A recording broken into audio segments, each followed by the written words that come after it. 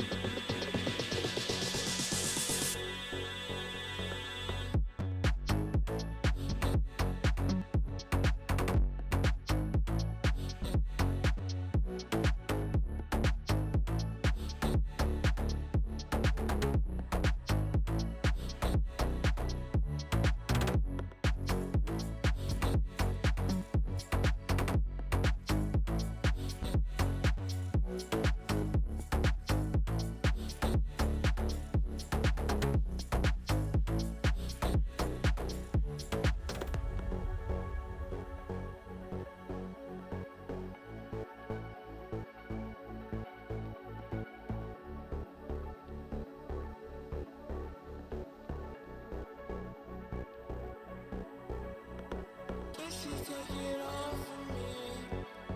Yeah, her love, it was all for me.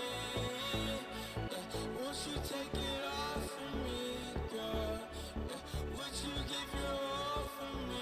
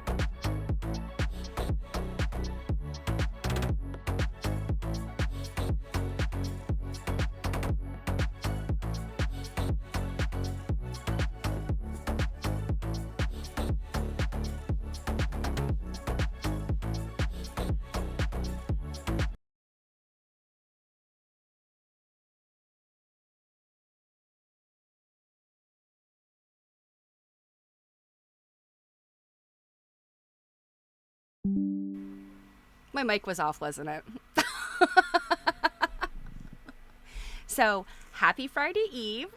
We're having a dance party over here. I keep doing that.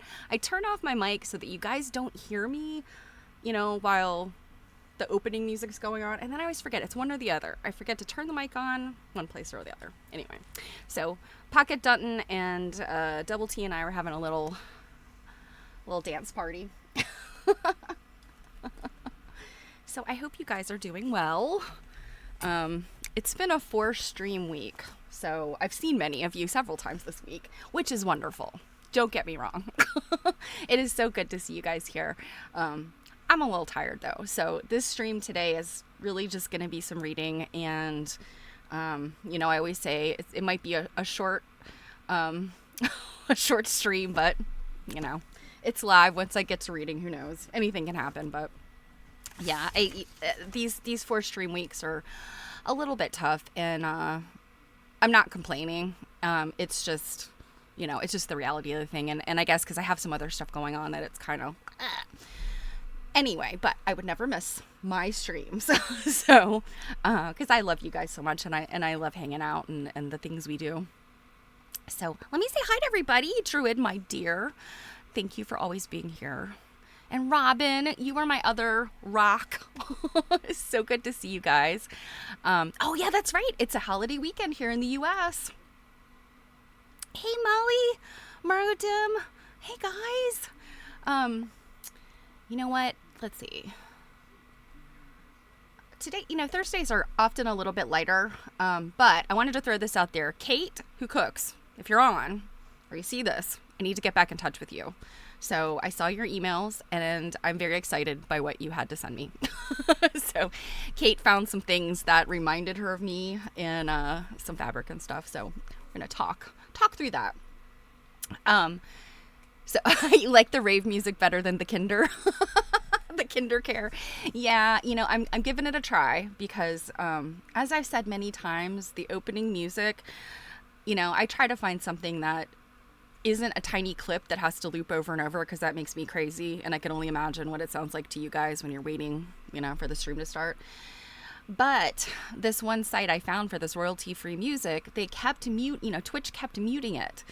I wasn't getting like the DCIM strikes, but they just kept muting it because they were like, it might be protected, audio. But the Kinder Care music was never getting muted.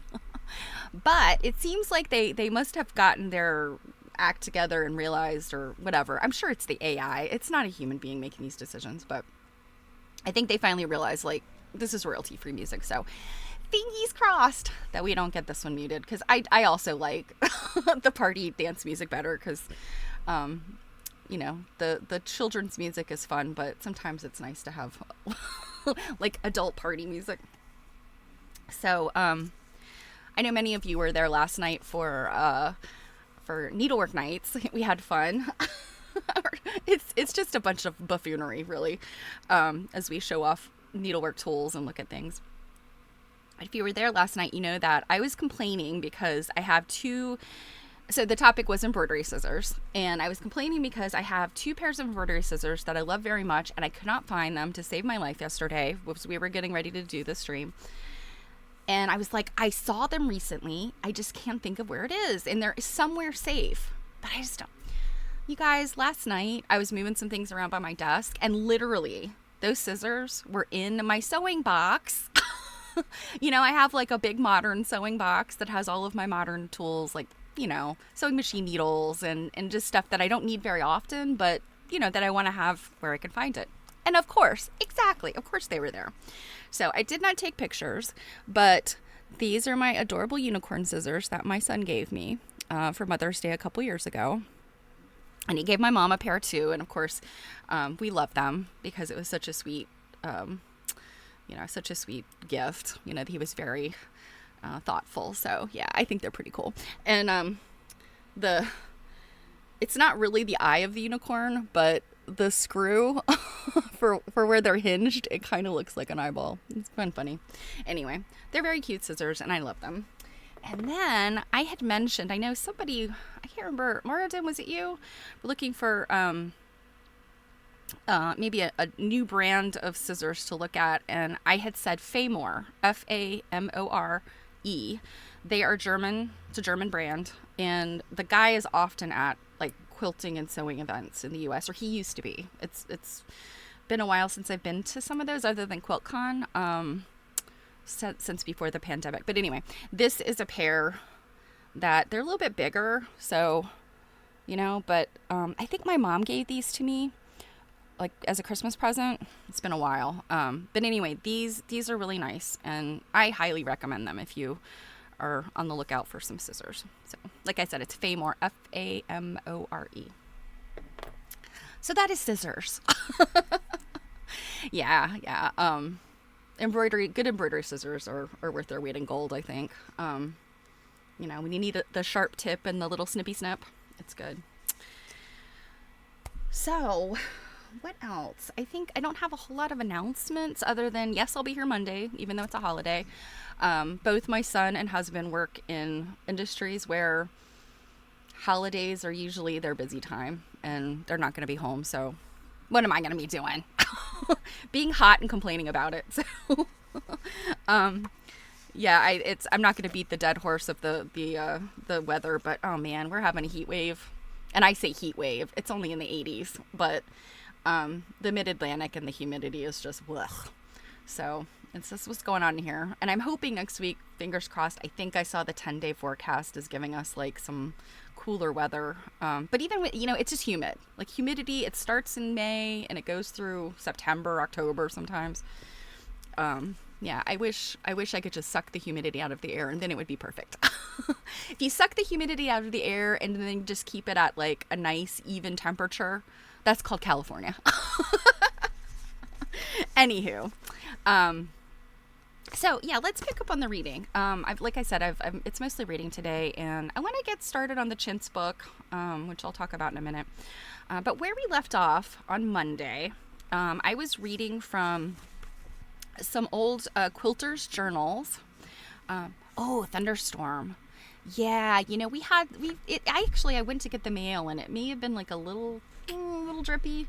But yeah, this is also, it's been real, like, threatening. It's been threatening the thunderstorms lately. And actually, I think last night was a full moon.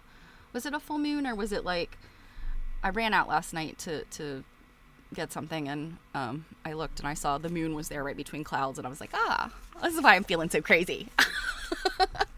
Okay, so tonight. Okay, so it was just missing a little sliver. Sometimes it's hard to tell, you know. Maybe it's hard to tell for me. I don't know.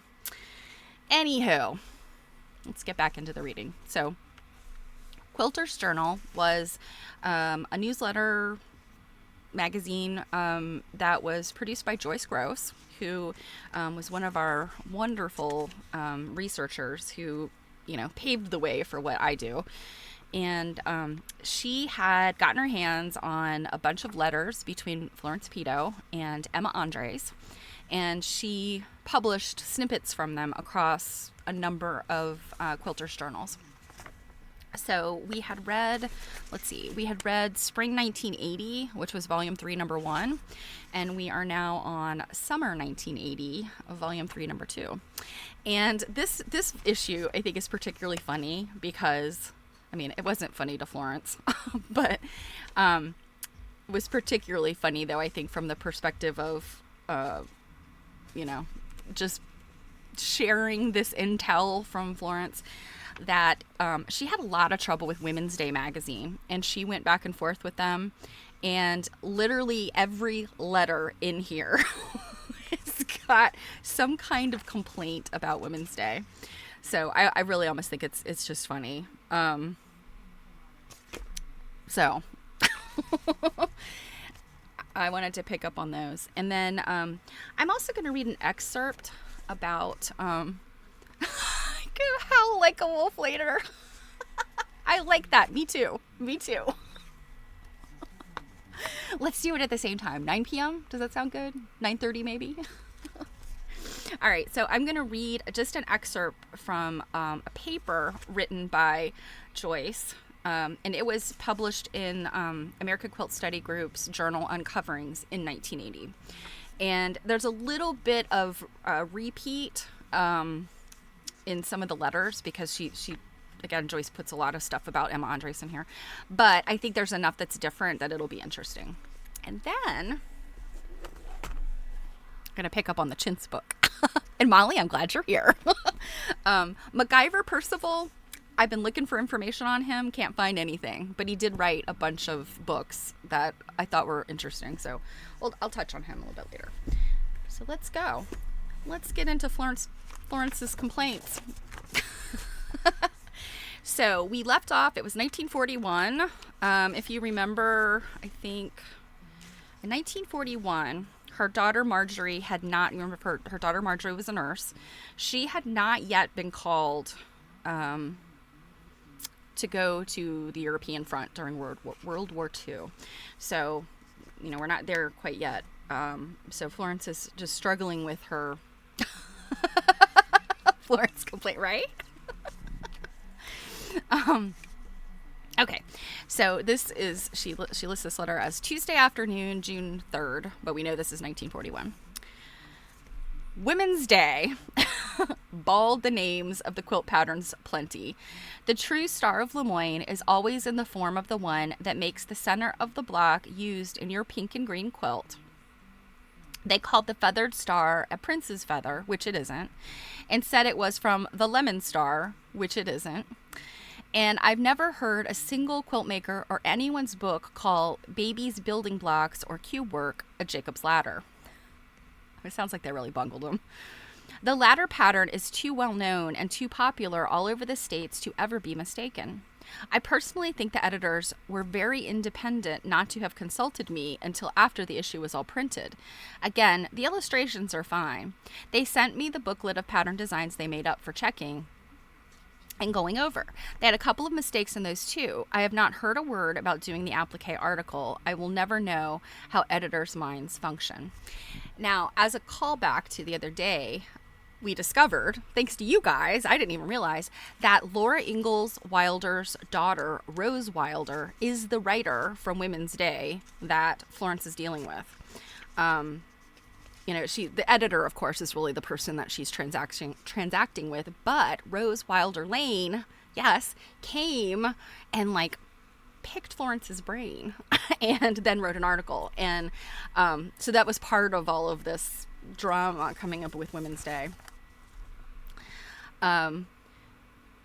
So Thursday, AM, 6/13/41. It seems a shame they have balled up the quilt pattern names so terribly when they did such a grand photography job. I'm sick of the very name Women's Day. Or Woman's Day. June 25th, 1941. And probably not to have anything to do with the applique article. No word from them. And then that was it for a while. 6 months goes by. January 1942. Now again, these are snippets, so there was very likely communication in between these times, but these are specific to the Women's Day bitching. So 1942, January. Women's Day. have had me making some patterns for them. They plan a how to do it number for patchwork next April. So something has transpired in here where she's willing to work with them again. I won't have my name on it, but they are paying me for the work. Well, that's good. And if you remember, they were kind of jerks about giving her a byline, even without paying her. And something transpired there as well, where I don't know if she cajoled them, threatened them, just became like the squeaky wheel. I don't know. Something tells me she was the squeaky wheel. So I won't have my name on it, but they're paying me for the work. No, I had nothing to do with that second article for their series. That's what I was annoyed at them for. The editor called me up on the phone and told me to go ahead and do that article. My husband warned me that a phone conversation was not a contract. They would not have to live up to it unless I confirmed it in writing. So I did. Wrote and asked them to write and tell me exactly what they wanted and how many quilts were to be used and so forth. They never replied, and the article came out later. They even did something underhanded about the Houseman quilt. They went to Staten Island and borrowed the quilt, took it to New York and photographed it. They explained to the owner that by doing it that way, they would not have to give credit to Historic Quilts. Or Mrs. Peto. Pretty small and unethical, I think. Yeah, I agree with her. I mean, this is very unethical. And, you know, it seems to me this is the way that these companies, in a lot of cases, sort of, you know, did things. And then the story they wrote about of the Houseman quilt was the silliest thing I ever read. January 29th, 1942. This is me again, and Women's Day again. Said I would never do another thing for them, but here I am doing it. Seems they plan a modern quilt series or number this spring. I've been making some designs for it. This is interesting. You know, the things that constitute modern quilts in the 50s and 40s. We would laugh today because they're very, very traditional looking. Today they called up to say 2 of the needlework editors are coming out to see my quilts again. I would not trust them, Flo. This time, the quilts I have made are any that are modern, no antiques. They did say that they had to have original designs. They just emphasized new work. I'm sorry, they did not say they had to have original designs. They just emphasized new work. I promised to have something ready for them to see, and am inviting some of my friends to send in a quilt or so to me. These I will show to the editors when they come. I do not know that there is anything in it. They have made no proposition. Possibly it may be like it was the way before. If they accept a quilt to show, there may be $10 in it for you. Friday afternoon, February 6th, 1942. It takes a long time to come from Arizona to New York, evidently, unless you come by plane. Your quilts have just this minute arrived, and I have them spread out on my beds so I can take a good look. I appreciate this chance of seeing your handiwork for myself, as well as a chance to show them to Women's Day editors when they are ready to make their inspection visit. I would be so curious to know, because what she's talking about are Emma Andre's personally made quilts, not the antique ones, but the ones she has made. So I'm interested to know what they are. It doesn't look like she specifically says, but I'm wondering. Well, I guess we'll find out. After pestering me for several days running about patterns and wanting to come out, I haven't heard from them for a week. This doesn't surprise me, though. I know how editors are. They will call up some busy day for me and want to see me in 2 minutes. February 26th, 1946, Thursday morning. The vase is still over at Women's Day. I keep saying women's, it's women's. Women's Day along with the others, for I have not heard from them since they were here. So the vase, I'm not sure what that is. And it sounds familiar to me for some reason, but I'm wondering if it's just because I've read this before. So I'm not sure, is this an Emma Andres quilt? Is this a Florence quilt? Somehow I think it's a Florence quilt, but I'll have to do some research on that. However, the editors told me it would take them about 3 weeks to make their plans, and then they would be communicating with me. I cannot seem to recall whether I ever sent you a picture of the personality quilt. This is the first quilt that Florence made. I never made the quilt expecting to show it. Made it for fun and just for Marjorie's fun particularly. I would hesitate to call it a work of art, but it is original, for I drew every one of the blocks myself, such as they are. And it is amusing, showing her as a little girl, 6 years old, skating to school on up through the years to about 4 years ago when I finished the quilt. It is prettier to look at than it is in a picture, and the story should be told too, or the person looking at the blocks would not even know what it was all about.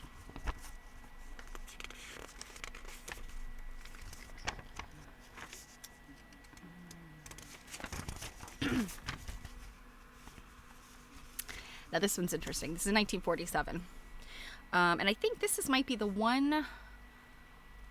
Yeah, I think this is the one letter in here that does not talk about Women's Day. But we're going to get back to Women's Day. So this is a very famous story that Florence is about to tell. April 25th, 1947. I must tell you of the visitor I had from Boston. The lady had an appointment to come last Friday, 10 a.m. in the morning. She and her husband were driving back to Boston from Atlantic City, where they had been attending a convention. I hustled to get this house spotless and all sweet with flowers and towels and floors and, you know, all the things you do when you want to put your best foot forward. It was hot.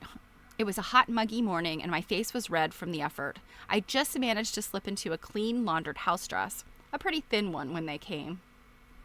Panic cleaning. I know it well. It's like shove everything into one place, shut the door, and pray nobody opens that door. There stood the handsomest woman I've met in some time. She had on a violet wool suit, a violet hat over curly white hair, and she had over her shoulders a priceless sable sling cape. She said, "Will you tell Mrs. Peto that Mrs. Bacon is here? I guess I've been with the pots and pans so long I must look like something that belongs in the kitchen to be taken for a maid." But I recovered, and we had a nice visit. It seems she lectures on quilts too, has an agent for a manager, and travels all over. She has been to Baltimore and met Mr. Dunton, which is interesting. She calls him Mr. Dunton. And I mean, she's been corresponding with Dr. Dunton for a really long time, so it's strange that she calls him Mr. Dunton. But she's been... she's been to Baltimore and met Mr. Dunton and got my address from him. Pause for a second. Would you not be furious at somebody that just gave away your address? That's something that I've noticed in a lot of these letters where they'll say something like, so-and-so gave my address to this person, or so-and-so gave, my phone number, whatever. And it's like, I would be furious if somebody did that without asking me, So anyway, she had my book under her arm and it was almost worn out. Said she used it all the time and recommended it to others. She lectures in a satin hoop-skirted gown, and you should see the folder she had with her pictures on it. There must be plenty of money there and no expense spared. I don't think she's ever going to say... Oh, yeah, she does say. My quilts had her gasping, though. She admitted she had nothing like them. Said she'd been paying women to make reproductions of old designs, and then she lectures with them. I take it she didn't make quilts herself. Her name is Linus Bacon. Her husband was nice too, and they greatly admired this little house, although from her description, her own house in Boston would be 5 times as large. She was great for stressing the word aristocratic. Didn't I think that applique was more aristocratic than piecework? And did I think the aristocrats made quilts? And so forth. This part made me cringe. She sings Negro melodies along with her programs. So, Linus Bacon. She was so interested in what I had to say about textiles, telling the story of the age of a quilt. So, the deal with Linus Bacon is she was like filthy rich. And I think it was old money. Like it was her family money, not her husband's money. And she took it upon herself to, lecture and become an expert in quilts. And I think that she probably gave a lot of money. I can't remember the details of any of it, but she's just known as like this very like hoity-toity woman who was into quilts. And the pictures of her, I mean, they're like the glamour shots of, of mid-century. And, yeah, but it's so funny that she tells this story a lot, how, she knew Linus Bacon was coming. She was like, panic cleaning, and she comes to the door and Linus Bacon's like, "Could you please get me the lady of the house?" And I mean, you're like, well, that's kind of embarrassing. So anyway, it's a funny story that I think Florence was kind of horrified about. So, all right. Now we're back to Women's Day complaining. So, March 18th, 1942. I have been waiting for some news from Women's Day, so I would have something to write you. I wrote to them. Indeed, I did some work for them on some designs and answered some questions, but though they promised over a week ago to call me up, I've not heard a peep out of them. Friday. All I can think of, as I am here sick in bed, the grip or the gripe again, GRIPPE.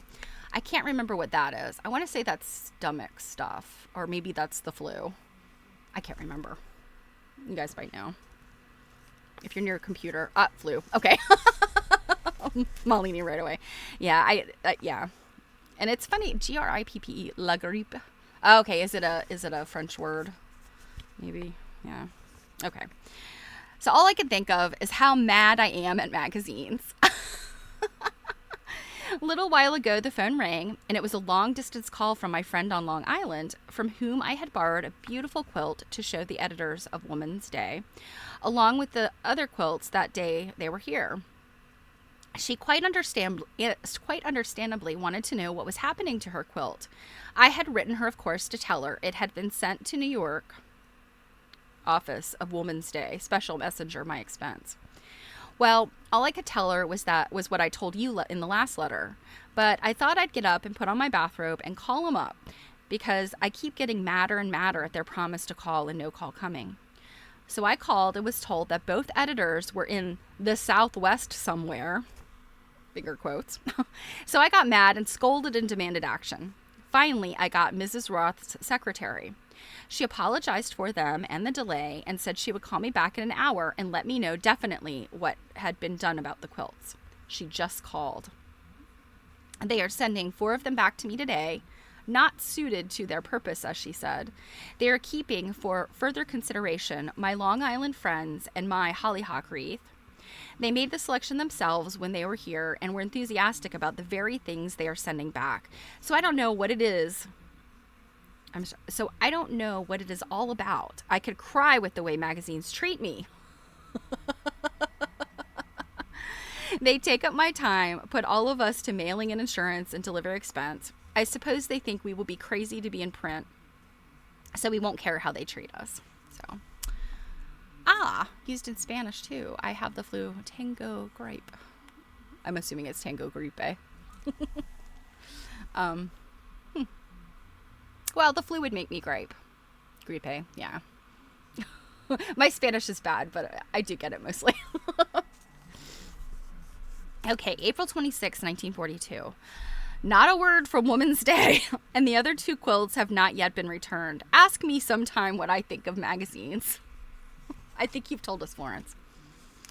Tuesday morning, May 3rd, 1942. Speaking of Woman's Day, the editor just this minute called me up. Says she has called twice before. Have had quite a talk with her. Found out that the Long Island quilt has been returned to owner not suitable. It burns me up. Also, my own is to be returned to me. Guess for the same reason. Why does it take them so long to decide they don't like things? She wants to come out to see me again and, quote unquote, talk about quilts.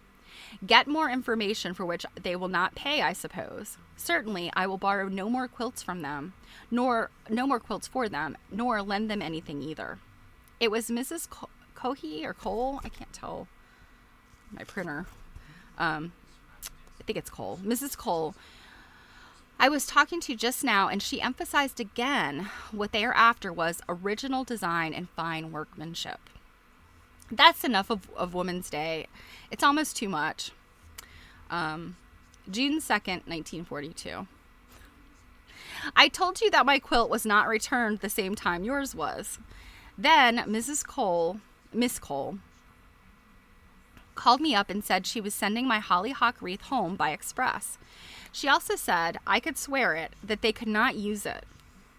Well, you can imagine my surprise when I saw the quilt on a bed in their June number. So Someone saw it, recognized it as my quilt, and called my attention to it.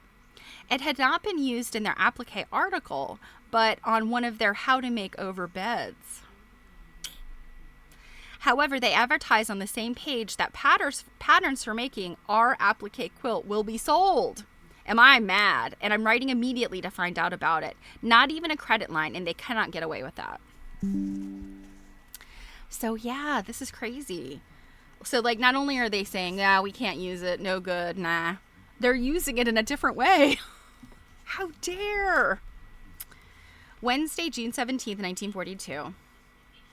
Woman's Day have made it all right. A nice letter came from the editor saying she had been in the Southwest on a quilt quest. I love that.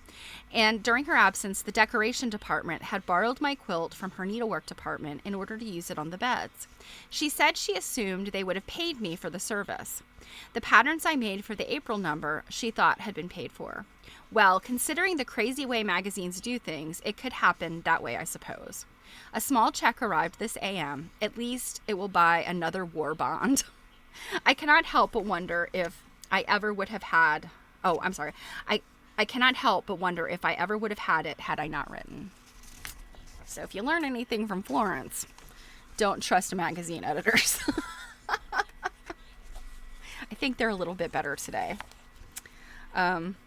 So that's Florence's griping about La Gripe and her experiences with Women's Day. And I think I showed this before, but it's the picture on the front of this issue of Quilter's Journal. And look at her, isn't she cute with her little jaunty hat? And she's got her little display of quilt blocks. So in skimming the next thing I'm going to read, which is from one of Joyce Gross's papers, so that was, like I said, in the AQSG Uncoverings Journal, I'm reminded of what happened to this little display here.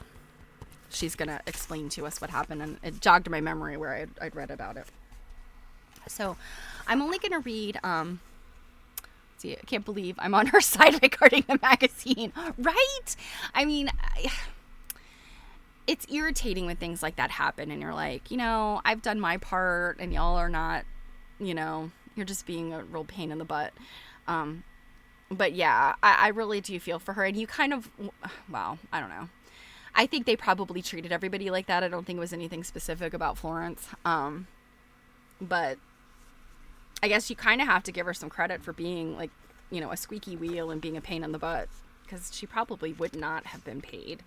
Anybody who wasn't, on top of things, probably they would have just shuttled aside.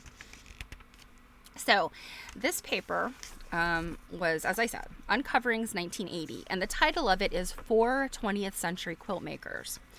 Now, for those of you that follow along with me and Jill on our quilt nerding stream, we did read the book that this showed up in. And I remember when we talked about it, we talked about the 4 quilt makers. They're all very interesting ladies. So they're Myrtle May Fortner, who I still don't know a whole lot about. And then the next one is Jeanette Dean Throckmorton, who was a PhD. I don't remember what it was in, but I think it was like something history related. And then the other two are Bertha Stange and Florence Peto. And so I'm just going to read the Florence part, but it's a really good paper, and you can find it on the Quilt Index, or if you have the book Quilt Making in America, it's in there too. So this is the last section of the paper, and so it's titled Florence Peto. Florence Peto is the 4th quilt maker to be discussed. Probably she had the greatest influence on the world of quilting of any of the 4 women. I think I would agree on that. Although Bertha Stange, she did some good work too. She was an excellent quilt maker, wrote extensively, lectured to hundreds of women's groups, influenced museums to buy and exhibit quilts, and she researched the history of some of our best-known museum quilts. She was born Florence Cowden, one of 4 children, on November 25th, 1881 in New York State. And if I remember correctly, it was Brooklyn. She was born in the city, or she grew up there for sure. Florrie, as she wanted her children and grandchildren to call her. So can you picture that? I mean, she wanted her children and her grandchildren to call her that. She married Joseph Peto, and had 2 children, John and Marjorie. Now this surprises me because I don't know why I thought that her son was a Joseph Jr., but maybe his name is John Joseph Peto, I don't know. John and his wife presented her with 2 grandsons, but Marjorie did not marry. Yeah, Florrie is cute. I keep calling her Flo just because of her attitude, but Florrie is kind of a sweet name. It's just interesting that, I don't know, the things that people kind of choose for their grandchildren to call them are always interesting to me. So Marjorie did not marry and lived at home with her parents until she died. Technically, Joseph Peto died long before Florence did, and so Marjorie continued to live with Florence. Marjorie went to Europe during World War II as a lieutenant in the Army Nurse Corps. She later became a captain and was retired from the Corps as a lieutenant colonel. Mrs. Peto was very close to her daughter. When Marjorie died following surgery in 1970, Mrs. Peto took to her bed and never got up again. She died about a year later, aged 88. Now, that story was very, very sad. And there are letters from her son back to Emma Andres saying, Mother has basically sick in bed since Marjorie died, and they're basically barely keeping her alive. And then later on, he wrote that she had died. Following are excerpts from Florence Peto's letters to Emma Andres between 1939 and 1955. Now, most of these, there's a few that are repeated that we've already read, but most of this is newer information. Miss Andres and Mrs. Peto met only once. After many years of corresponding, when Miss Andres was visiting relatives on the East Coast and discovered her pen pal actually lived nearby. Isn't that interesting? You know, you think about, and I think this happened quite frequently, especially with Florence, but, you know, you hear this about other people, corresponding with somebody for a very long time and just never meeting them because they live, you know, on the other side of the country. And, you know, people didn't just hop on planes back then.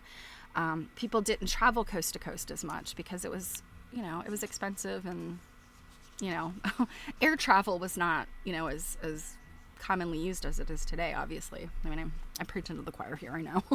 You guys are smart enough. You know this stuff.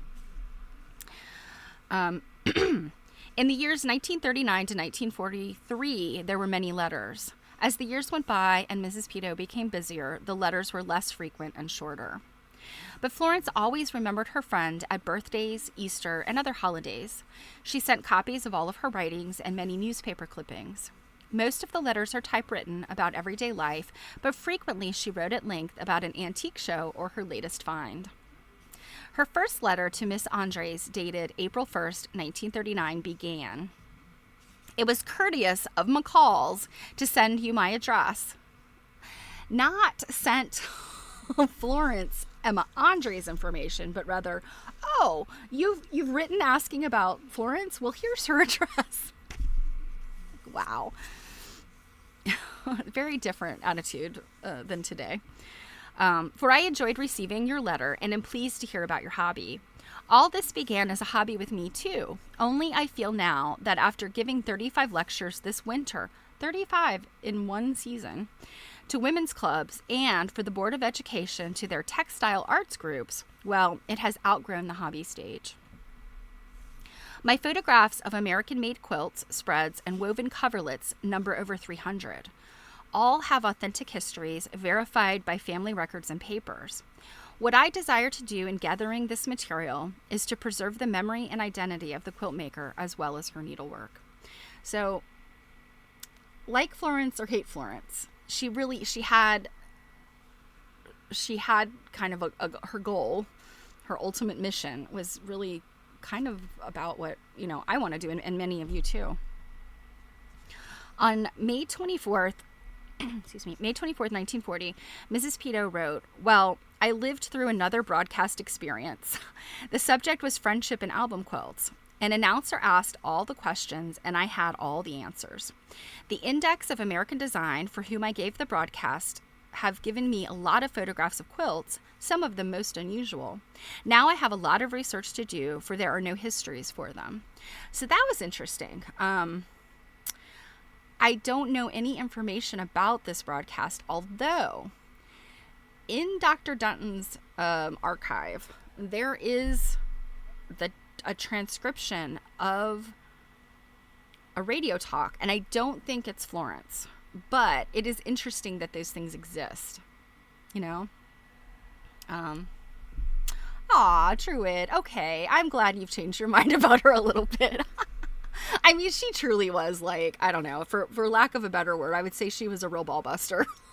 But yes, she adored her daughter so much, you know, and my heart really breaks for her, and that, you know, somebody she cared about so much, and you know, when she lost her, it was really her undoing. On August 13th, a letter stated, "Am to repeat my lecture at the World's Fair. The Index of American Design considered it so successful that they want to throw another quilting bee."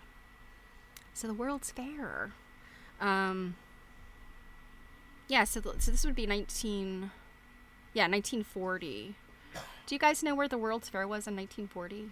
I'm assuming maybe it was in New York. I mean, that kind of would make sense to me, but I don't know. March 21st, 1941. "You are right." And we've read this before. "You were right. They keep me talking and talking. It is a wonder someone hasn't popped me into the U.S. Senate. The only place where there is more talking than I do. Next week, I give 2 more lectures, and again one on the 26th. So when you do not hear from me, picture me with my mouth open." So, okay. The 1939-1940 New York World's Fair was the World's Fair held at Flushing Meadows Corona Park in Queens. Okay, this is the one. This is the World's Fair where that, like, big, like, globe thing, I think, was erected.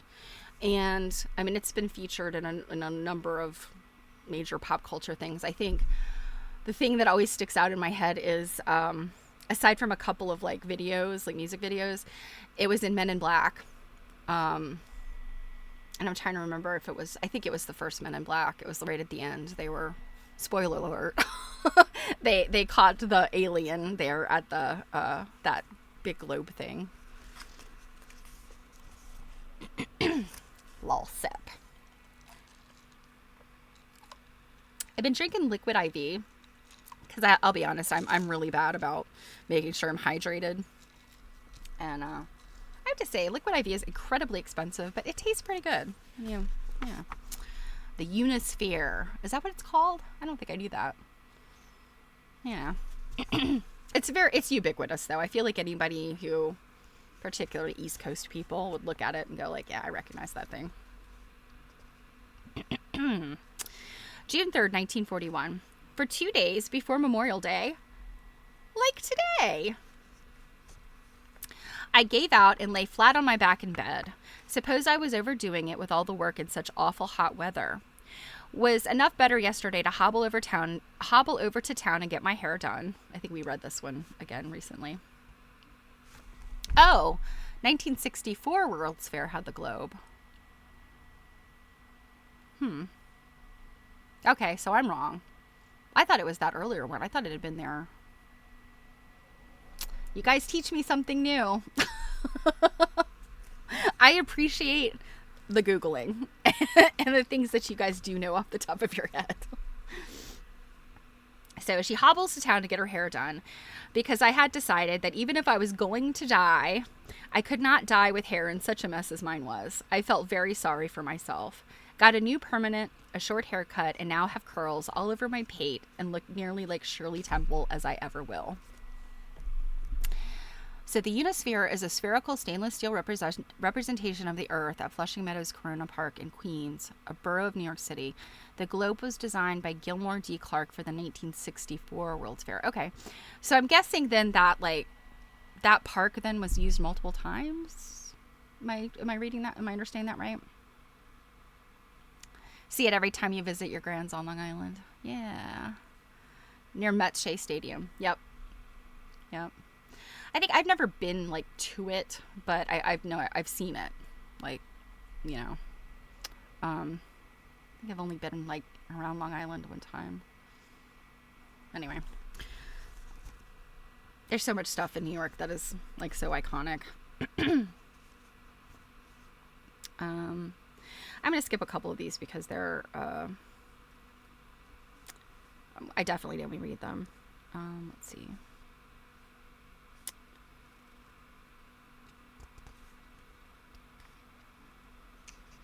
Yeah, so there's a lot of this is, 1942, February 6th was when Marjorie was basically called up. So let's see, so Christmas, so this is December 8th, 1942, so she was having Christmas dinner with friends, and they heard on the radio about Pearl Harbor, right? That's the right date, I think. And then she finds out about, Marjorie being called to go to Europe. And then February 15th is when Marjorie officially left. And I think she went to Baltimore first. I don't know if it was Fort Meade or where she went, somewhere here in Maryland. And then she was officially deployed. Let's see. So she finished her 9 patch in 1944. 1945. And I remember mentioning this the other day when we were reading. So, January 18th, 1944. News. I finished my 9 patch quilt top yesterday. Now the border, and then I shall send it away to be quilted. It is so pretty. So it's January 18th, 1944. Over a year later, February 13th, 1945. My friend in Ohio, who gave my 9 patch out to be quilted, wrote that is all done but the binding. So that's interesting to me. Like, you guys tell me, if you were not going to quilt a quilt, you were going to send it to somebody else, would a little over a year be okay? Now, the caveat I'll put here is she's written this January 18th, 1944 to say she's done, but she still had to put the border on. So that might have taken her a little bit of time, but yeah, I mean, it's then like a year later. So, and if I remember correctly, some of the snippets from the letters said that she, I think, was third in line. So she may have had to wait. But I'm thinking if you were to send it, say, off to, I mean, generally when you send quilts off today, most people are sending it off to a long armor. Occasionally I hear people say that, they sent a quilt off to be hand quilted, but it's pretty rare, I think, for people to do that compared to long arming. I think I personally would be very worried about my quilt if I didn't see it for a year. I think I would be concerned like that the person would be kind of, yeah. So with hand stitching, size of quilt, how much work? A little over a year would be close to normal. Yeah, and I mean, that does make sense with hand stitching. I guess today, like, again, 2024, if I was having somebody hand stitch a quilt, I'd kind of like, I mean, again, I'd sort of want, especially depending on how much I was paying, I think I would want to see, like, could you send me a picture of how it's going? Because I mean, honestly, to hand stitch a full-blown quilt, I want to say probably you can engage the Amish. I know the Amish folks, some of the communities will take in hand stitching. And I don't know how much they charge. I know at one time they would charge by the amount of thread that was used. And I don't know if they've changed that system, but so yeah, I see what you're saying, Robin. Like that would probably be reasonable. But again, I'd want to know, like, definitely have it on the frame, right? Like, it's not just balled up in a corner and you're like giving me the chin music.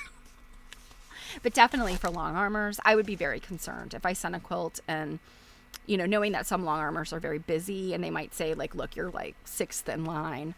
But I would pretty much expect, for there to be some kind of forward progress. And if I didn't get my quilt back within kind of a reasonable amount of time, I think I'd just be worried about it. And, you know, I guess that comes from, I don't want to say it's like less trust in people, but I feel like today, sometimes people get in way over their head. And, you know, this probably happened in the past too, but, yeah. You're absolutely right. Yes, this was a long while ago. Things were different, even the mail. You're absolutely right. But yeah, I think that's kind of the point I'm trying to make is this was different. This was different back then. People were okay with waiting longer because they knew stuff took time. They had more of a trust in each other. And, you know, I think it's terrible to say, but I think you know, at some points in the past, people were just better at their word. You know, again, I think today sometimes you get into situations where people are like very enthusiastic and they just don't follow through. How long does it take for a long armor to do a quilt? It depends. But, you know, I'm not a long armor, but just for talking to friends, and other folks, you know, in my circle that long arm, a long armor can do like a basic pattern in a day or less, you know, like several hours. And that would be, you know, one of those like edge to edge kind of things, like, you know, it's all swirls, it's all, you know, flowers, stars, like that kind of thing. Those are very quick to do. If they're going to do like a custom quilting, I think that can take significantly much longer. Of course, nowhere near what it would take for somebody to hand stitch all that. But when you see those quilts that have, you know, like, you know, very dense quilting in small areas, and it's, you know, like very detailed, and, you know, I think that, I don't know exactly how long the quilt would sit on the long arm frame, but I suspect it could be like a week or more. And I know that also that kind of work is very physically demanding. So it probably would also have to do with the you know, the long armor themselves. So. If anybody knows, I mean, you know, am I talking out of my butt here? If any of you guys out there, you know, have either long arming experience or know more closely. Lots of thread and changing settings. Yeah, probably. I do know when we did our quilt study last week, you know, one thing that I need to actually, what time is it? Yeah.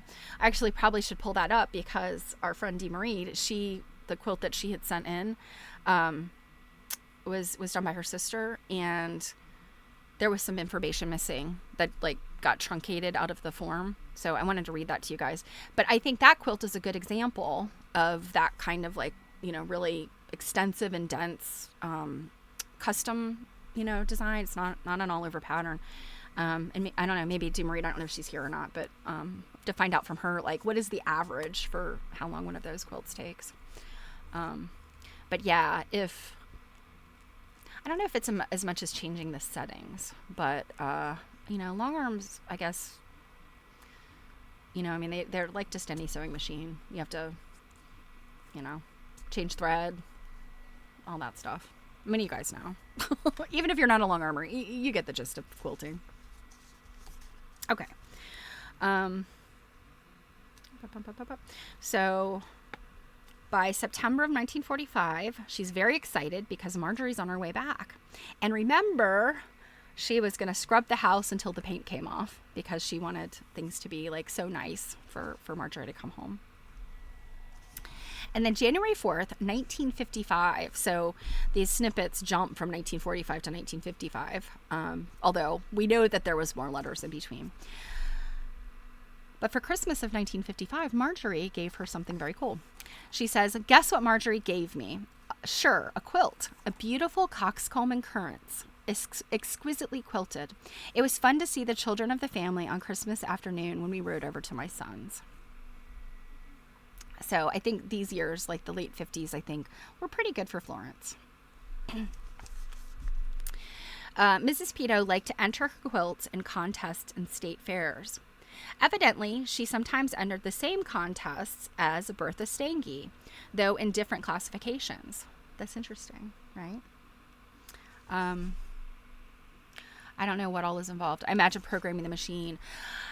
So here's the interesting thing, Druid. So there's some machines, long arms, that particularly those edge to edge things that you just tell the machine, like, this is what I want, programmed in, you know, and I think there's certain, like, I mean, there's like laser lights and all kinds of crap on those machines. I mean, they have more or as much complication, I think, as a modern car engine, you know, like all of the computerized stuff. And for those, you literally can tell it, like, go. But what you do have to do is, because the quilt is rolled, I mean, you would definitely have to let it do its thing and then roll it to the next section. But I think with custom designs, it's not so much changing settings because you're not telling it to, like, oh, quilt this area with like a princess feather or something like that. You're actually moving the thing yourself. And so that's sort of the difference between that custom quilting versus that programmed edge to edge.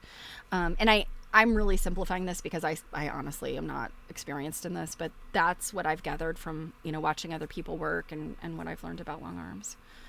So, and then there's also kind of, yes, driving the machine, essentially, yeah. And then there's kind of like some sort of mid-range stuff, I think, with long arms, where there's some, you know, even with this edge-to-edge design, you have to kind of be there with it, babysitting it and doing different things.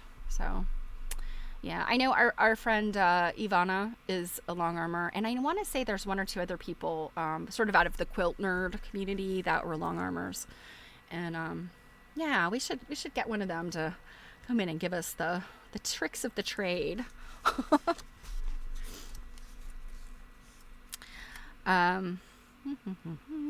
So she was entering the same contest as Bertha Stanky, but in different classifications. And I'm kind of thinking, like, I wonder if the classifications in quilt contests, how different were they from today?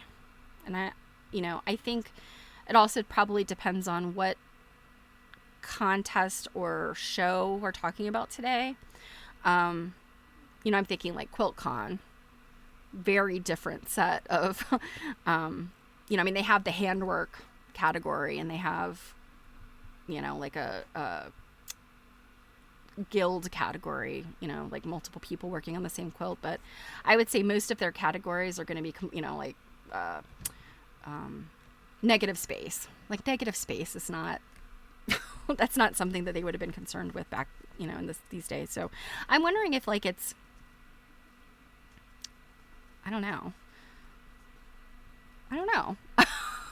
I was sitting here thinking, like, what would have the categories been back then? Yeah, I don't know.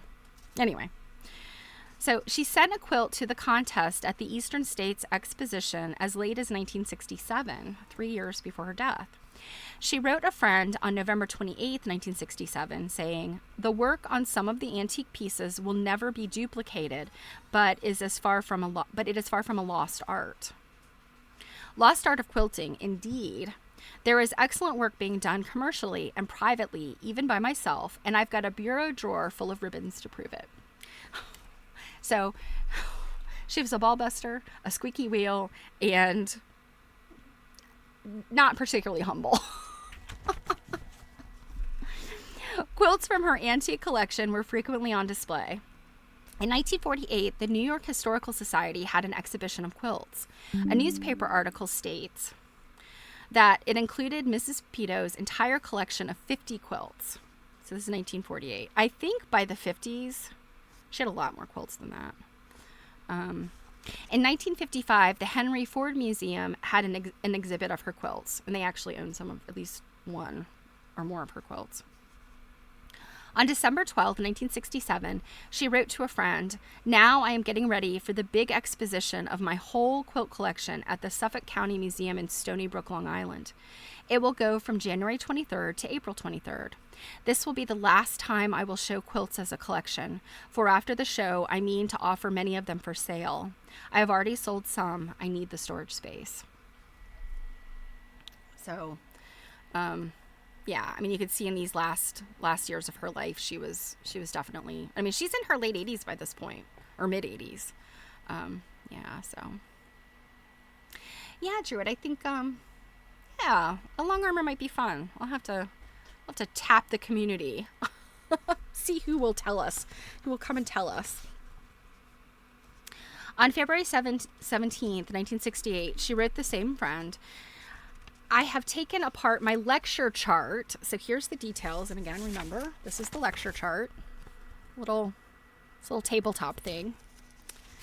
I have taken apart my lecture chart, which I used to illustrate my quilt talk. There were 45 quilt blocks, handmade by me, of course, and in colors that would project from the platform. That's interesting that she's thought about all that. That would look, they would pop. Now I am having pillows made of several, and our local women's exchange sells them as fast as I get them made. They are attractive and different, but I feel as if I am betraying old friends.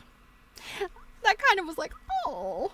But I'm wondering, like, what happened to those? And, did she date and sign any of them? Like, I mean, they were not antique or vintage quilt blocks. They were ones that she, had created, and she hasn't made into pillows. And then, does Kenny do that? No, so I don't think Kenny has a long arm. I don't think. At least last time I saw into his studio, he didn't. He has a lot of machines though, and he's currently working on an old machine, I think, for somebody in this very chat right now. But he just moved, so I'm not sure. I want to say Kenny was live. I don't know if it was today, but I know Ivana is definitely a long armor. In the 1960s, Florence Peto launched another career. She began giving classes, writing articles, and designing. Is he still live? Oh my gosh. I did not realize that. I saw him go live this morning.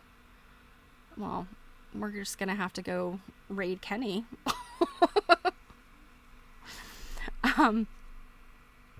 So in the 60s, she began giving classes, writing articles, and designing kits for crewel embroidery.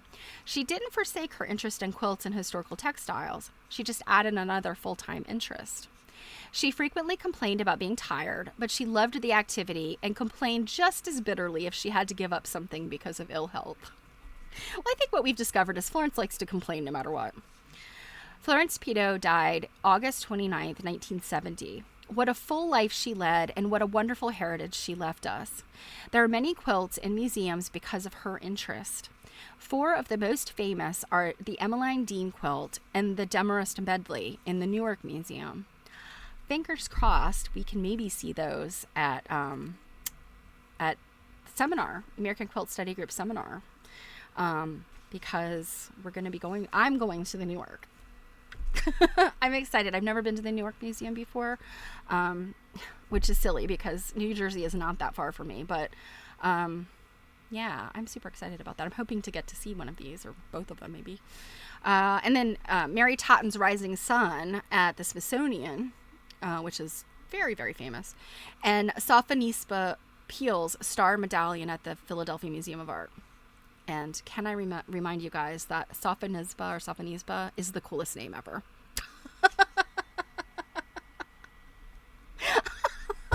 Druid. I guess I'm glad that we don't actually have Florence here in person, because I don't know how I would mediate the scrapping and fighting. So then her last little summing up our paragraph is just about all 4 quilters. So I think Joyce definitely had kind of a place in her heart for Florence, and I think that's why she wrote pretty extensively about her, and was always looking into what Florence had done. So I feel like Joyce and I might be sort of, I don't know what the word I'm searching for, just, we could have been friends. I wish we didn't lose Joyce Gross, because she was an interesting person, and her writing, I think, was very good. So, you guys ready to get into this? So, like I said, I discovered the Chintz book recently. I kind of heard of it, but I'd really never looked at it. And then I got my eyeballs on a copy of it, and I was like, oh, it's kind of an interesting book. And this copy I have is not perfect, but the beautiful color plates in it. And now this book was printed in 1923. The beautiful color plates in it are magnificent, and I cannot imagine how much this book might have cost. I mean, not even just to to print, but to sell. So as an example, there are, these, I don't know what you call the flyleaf or whatever. They have these tipped in pages. And so this is a pretty famous medallion, Chintz medallion, called the Fruit Basket. And so there are these really beautiful plates all throughout this book. And some black and white ones, but I'm going to take pictures of the plates so that I can show them better than just holding them up to the camera. But I just think that for the plates alone, this book is really beautiful. So, I wanted to get started on this, and the way the book starts, and I think I might have mentioned this. You can find it, and it's the full text version of it on the Wayback Machine, the Internet Archive. But what really drew me in was when I glanced at, not the preface, but the very beginning. Chapter 1 starts with "Old Chintz's!" exclamation point. So I suspect that MacIver Percival, I guess he's Scottish. I don't know. I tried to find some information about him, and the only thing I could find, if you Google him, and I'm quite certain there's probably more information out there on him, but just a simple Google does not give us anything except all of these other books he's written. And, I said, who was MacIver Percival is what I asked Google, and Google didn't even bother to give me like that little AI write-up, because I think it was like, we don't know, he just wrote a bunch of books. But some of the books he wrote was The Glass Collector, Old English Furniture, The Fan Book, The Oak Collector, and this title of this one is Chats on Old Jewelry and Trinkets.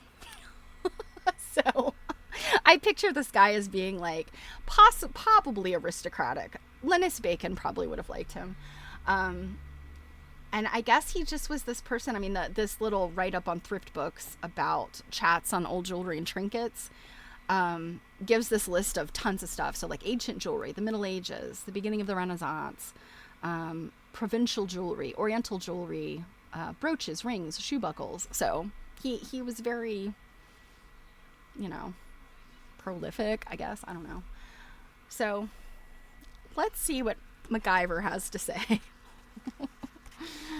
If nothing else, he's very British or very Scottish or something. I'm not sure.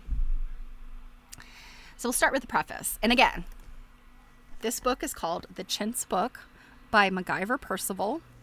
It was first printed in 1923, and it was printed in Great Britain. And I ordered my copy from a bookseller in the UK.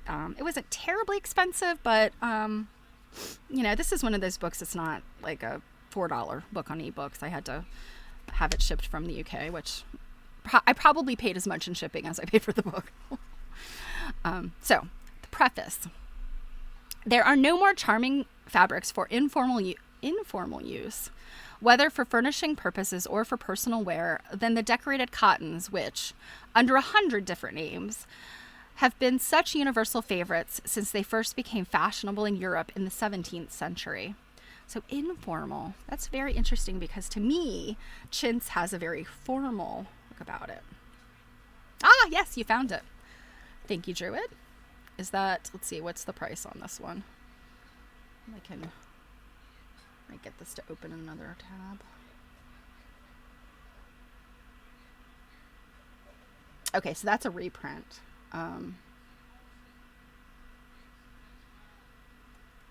Yeah, it looks like, I'm just scrolling down, the first one I see there looks like it's about $50. I did not pay that much for mine.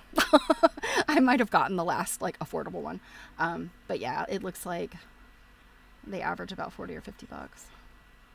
And these reprinted ones. See, I wouldn't buy a reprint because this one in particular is online. You could just go to the Internet Archive. I don't like those reprint. Have you guys not to digress, but have you guys ever bought one of those reprint books where it's like, sometimes they're U.S. companies, but what I've noticed a lot is there must be some kind of, I don't know if there are multiple companies or just one, but they're coming from India. And I'm kind of like, well, that's interesting. Like, where are they getting all these books from? I don't know, but apparently they buy up or get or access somehow old books and they'll reprint them. I have one such book, and I actually bought it from a company here in the U.S., and I think they're the ones that reprinted it. And what it was just, it's like they had just taken scans of the book, and it was okay. But I don't know. I almost feel like just if it's been transcribed, and a lot of times I think the stuff that's on the Internet Archive, it uses that optical character recognition to transcribe things, which tends to be pretty accurate. I prefer that than just a copy of the book, unless they're pictures. So I don't know. How do you guys feel about that? Have you bought one of those? Put it in the chat. Okay. I have written this little book. I've written this little book about them, mainly for lovers of old furniture who would like to see their treasures in the setting best suited to them. Because for certain types of old furniture, the right chintz is undoubtedly the most successful background. The Chintz book contains not only an account of the fabrics which were made in England in bygone days, but also of their prototypes, the painted calicos imported from India in vast quantities in the 17th and 18th centuries, and of their rivals, the French toile de joie, which at the end of the 18th century and the early 19th had so considerable a vogue here as to form a serious menace to our growing cotton industry. Put that in a very dry British or Scottish accent. Something tells me he would have this posh, like a posh accent. I kind of think he's probably not Scottish. Or if he's Scottish, he's got the British accent, not the Scottish. The numerous illustrations have been chosen from the cottons of many countries and periods and form a guide to the styles in use at different times. Even for those who do not attempt period furnishing, the subject is full of interest, as the cotton trade has, for over a century, been one of the principal sources of the nation's wealth. The rise of this industry to its position in England has often been written about, but generally from the viewpoint of the student of our commercial development or from that of the mechanical engineer, so that the question of design has been either treated as of very secondary importance or else has been omitted altogether. Though the beauty of the English patterns and their richness of coloring played their parts in the building up of our huge export trade. It is a great pity that there are so few collectors of these charming fabrics. Well, MacIver, come on into the 21st century. I can name a bunch of people who will cut off their arm for some chintz. But nobody here is one of those people. Except Molly. Molly. You know, deep down inside, you really love a chintz.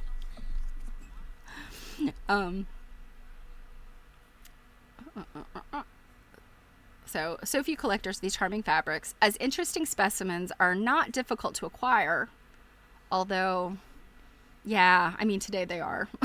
And a series showing the transition from quite early styles and methods to the more mechanical excellences of our grandparents' days has an absorbing interest for lovers of old times and old manners and customs. I know, right? That is my exact feeling about chintz. Very complex. And I remember you've had this going on for much longer than I have. Such a collection would contain samples of the ages-old technique of handwork and partial dyeing practiced in India until recent times, with its intricate yet bold designs so well suited to the processes employed. The prints from wood blocks whereby Europeans, lacking the infinite patience of the Oriental. Oh, MacIver, Percival, you too. sought to emulate the glory of the Eastern fabrics, the total breakaway in design of the prints in self-color from copper plates, which had such a surprising vogue in the midst of the riotous Rococo of the mid-18th century, while the latest type to be included would probably be the prints from numerous blocks of metal and wood, which marked the highest level of European technique at the beginning of the 19th century. Before the triumph of mechanism had altogether swept away the need for the close cooperation of craftsman and designer. So yeah, I remember that. That was your first seminar at AQSG, right? That was the one in San Diego. Yeah, Chintz research, I too have been just like, there's so much to. There's so much more to Chintz than I ever thought. And, I think you guys probably know Jill has a pretty old Chintz quilt that still has the glaze and everything on it. I want to say it's like 1830 maybe, 1840, some earlier 1800s than like Baltimore album quilts. Yes, I'm the same way. That's the thing. It's just got a look, and I think for me it's the colors. It just does not have like a color palette that is pleasing to me, because I like busy stuff. I'm a more is more kind of person. So it makes sense that I would like the designs, but not so much the colors. So anyway, the next part of this is a list and description of the plates. And these are pretty, this is like tinier print than the book. So look at this teeny print. This is like endnotes kind of stuff, footnote kind of stuff. So we'll have to flip back and see some of these details. All right. So chapter 1, introductory, a sketch of the early history of printed cottons. Old Chintzes! Exclamation point. The words bring at once to mind visions of color bright and gay, yet soft and subdued withal, of dark gleaming mahogany, honey-colored oak, walnut of mysterious grain, reflecting in their polished surfaces the tints of curtains and hangings, of sunlit parlors scented with rose and lavender in quiet country parsonages and picturesque manor houses. In a word, all the surroundings of a typical English house. Okay, all right, MacIver. These charming fabrics indeed sum up very many of the qualities which an Englishman loves to find in his environment. Okay, this guy's like a super aristocrat, like fresh, bright, unpretentious, brilliant, yet not obtrusive. They have so many points which endear them to us, that an old English house without a chintz room is rather like Hamlet with the Prince of Denmark omitted. You know what? I think MacIver Percival is going to be a little bit more interesting than, say, Avril Colby. She's always on her best behavior. I feel like MacIver he's got a way with words. Yet after all, chintzes are a comparatively recent introduction into this country. Less than three centuries ago, they were all but unknown here, and the few examples which had come into the country were probably treated more as curiosities than anything else. Their history here must be held to date from 1631, when permission to import them was granted to the East India Company, though doubtless they were not unknown before. And I have not, immersed myself in old chintz, but from what I understand, some of the chintz that was being developed down in like the island areas of the Caribbean may have predated some of this stuff that was being imported from India. And so a person who has done a lot of scholarship on this made this statement to me. And so I'm like, interesting. I feel like I need to learn more about that. So that's something that's it's not top of my list, but it's on my list of things I'm just curious about to sort of know. And it's the indigo chintz medallion type of stuff, what I'm talking about. So maybe we'll get back to that one day. The name Chintz bespeaks their Indian origin as Chint, Chint, from which it is derived, signifies in Hindu colored or variegated. The term was applied by reason of the colored pattern and not, as we now use it, because of the stiffness of texture and shiny surface of the fabric. Curiously, this use of the word is to a certain extent retained in other trades. Thus, a carpet salesman will speak of a self-colored carpet with chintz border, meaning thereby that though all the center part is of one color, there are other bright colors introduced around the edge. So that is interesting to me, in that chintz is really not about the fabric itself, but the colors. And that term has then changed over time. However, nowadays, the ordinary chintz has a hard glazed finish with considerable polish, which has its advantages as a means of repelling smuts and dirt. Smuts, S-M-U-T-S. You wonder if he means schmutz. I think I'm going to start using that. Please wipe your feet. I want no smuts and dirt on my carpets.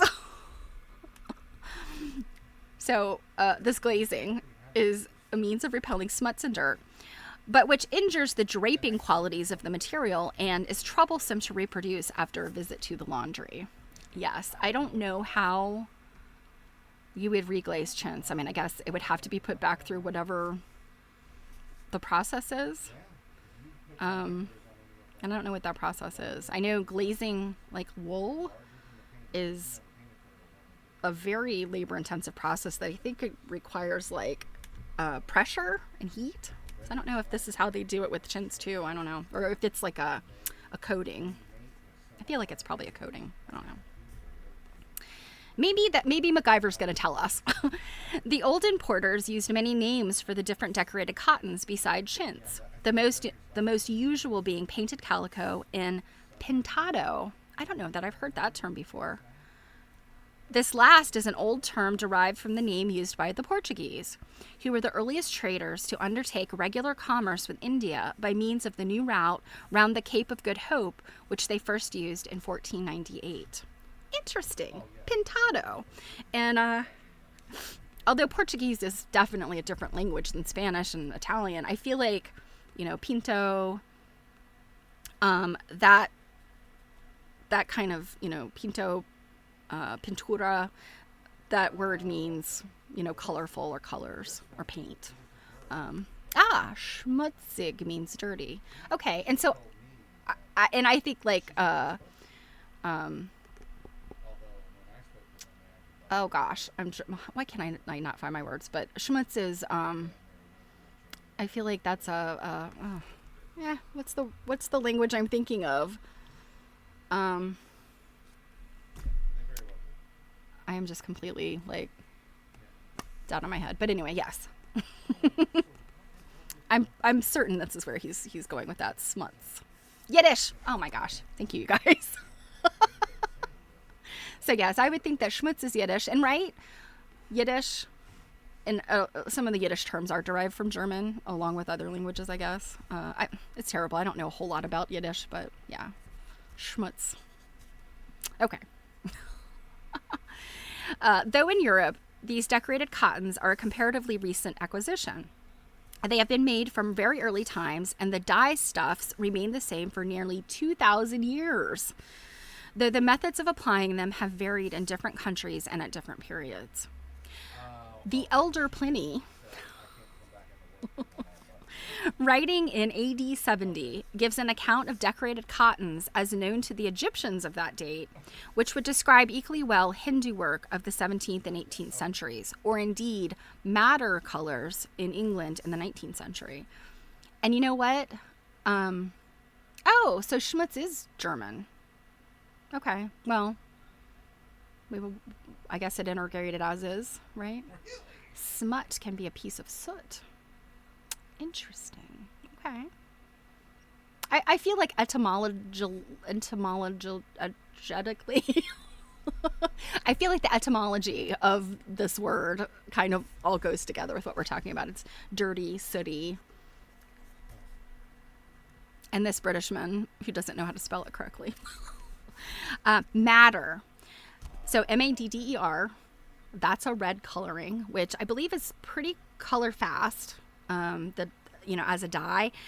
But I think that's my issue with chintz, is the reds are madder instead of, say, turkey red. And when you say turkey red, you're talking about like a really bright, vibrant, like reddish red. Whereas madder is kind of a rusty red, right? So it's that rusty red, I think, in these chintz prints that really bothers me. It's like it looks dull to me. It's not a vibrant color. I think I might have gotten to the bottom of why I don't like chintz. So this is a quote. Garments are painted in Egypt in a wonderful manner, the white cloth being first stained in various places, not with dye stuffs, but with drugs. I'm assuming this means chemicals. The fabric is drugged. But with drugs, which have the property of absorbing colors.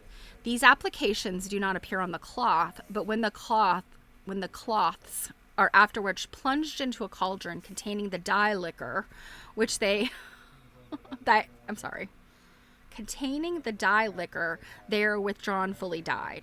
Okay, so this is just dyeing with chemicals. In that you first maybe soak a piece of fabric in some type of chemical, and then when you put it in the dye bath, it sucks up all the dye. So that's just what he's describing. But okay, schmutz is Yiddish for dirt. Yeah. And that's why Druid studies languages. I knew this about you. And you have a pretty fascinating history with studying languages, because I know you've done a couple different ones. So rose madder, also known as madder, is a red paint made from the pigment madder lake, a traditional lake pigment extracted from the common madder plant, Rubia tinctorum. So 2 organic red dyes, alizarin and purpurin. It's described as fugitive, transparent, non-staining, and valued, moderately dull violet red pigment. Huh. Whatever it is that they use to fix madder, I think makes madder the dye is not fugitive. But I don't know. I mean, paint. Yeah, I guess paint is different than dye. And correct me if I'm wrong. If I have misjudged madder, and it's not a stable dye, let me know. But I'm pretty sure I read it as a different, as it is. Oh, I didn't finish reading this. So, they're withdrawn from the dye liquor, fully dyed. It is wonderful that although there is only one dye in the cauldron, the cloth is dyed of several colors according to the different properties of the drugs which have been applied to different parts, nor can the colors be removed afterwards. I wonder what these drugs are. So here is plate number 1. Blue resist prints from wood blocks, mid-18th century. These are very pretty. I wish that we could see them in color.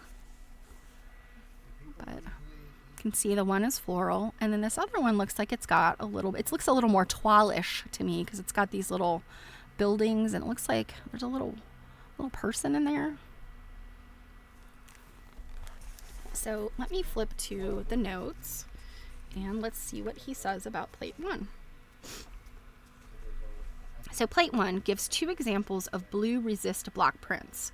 The first is designed somewhat on the lines of an Indian chint, and the second is a fine example of the chinoiserie patterns. Chinoiserie. I know I'm probably pronouncing that wrong. Though the resist style was the earliest fast color style which Europeans learned to use, these particular examples are not earlier than the middle of the 18th century. Okay. Whether India derived the knowledge from Egypt or Egypt from India is uncertain, but clearly the principles governing the art were well known at that early date. It is interesting to compare Pliny's account, which sums up the main facts, with the detailed account of R.P. Cordeaux, 17 centuries later. So apparently this is in a later chapter. We'll learn more about R.P. Cordeaux. From Egypt come too the earliest examples of printed textiles which have yet been discovered. Indeed, they are among the earliest specimens of printing on any material. Good job for the Egyptians. They did a lot of interesting things. Side note, did you hear that they finally have figured out how they made the pyramids? Apparently there was a dried up river. There used to be a river valley there that is no longer there.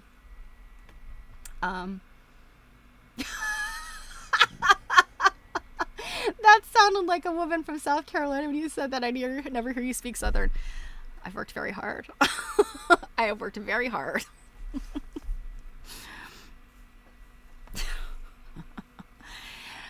So these vary from the very simple diaper ornament to elaborate figure subjects such as those shown in the fragments of a door hanging now in the Victoria and Albert Museum, which, when complete, must have been a very beautiful thing. It represents the communion of the apostles, St. Thomas alone being practically perfect. Huh.